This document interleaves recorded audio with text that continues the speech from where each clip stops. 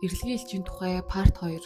Энэ болсон явдал болохоор манай ихчийн найз ах нь хөө тохиолдсон явдал байгаа байхгүй юу?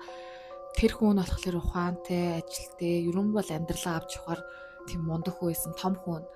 Тэгээд ар гэртээ туслахад ажил хийж явж байгаад нэг ажилтны компанид, ил ачдаг компанид ажиллаж байгаад тэгээ нөгөө амралтынхаа цагаар, цайныхаа цагаар сууж исэн чинь илс нураад ирсэн. Тэгээд илс нь нурж ононгууд нөгөө хүмүүс ингээд илснээс нь гаргаж авсан ч одоо аль хэдийн бурхан болцсон байсан. Талигаачийг өнгөрөхөөс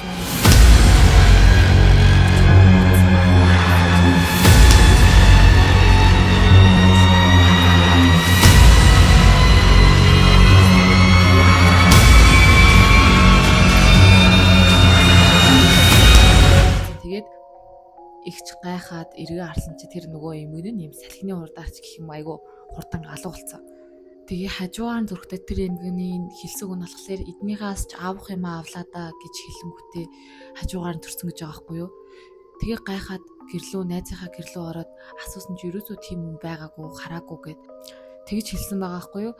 Энэ болохоор ингээд талигаачийг өнгөрөхөөс юм 2-3 хоногийн өмнө болсон явдал. Тэгээд магадгүй хүн өнгөрөхөөс хэд хоногийн өмнө ч юм уу ингээд бид нарт мэдэгдэх гээд юм одоо эрлийн элч ирэх магадaltaй ерөн айгүй олон тийм болсон тохиолдол байдаг. Тэгээд та нар part 3-ыг ингээд сонсохыг хүсэж байгаа бол лайк дараад тэгээд комент бичээрэй.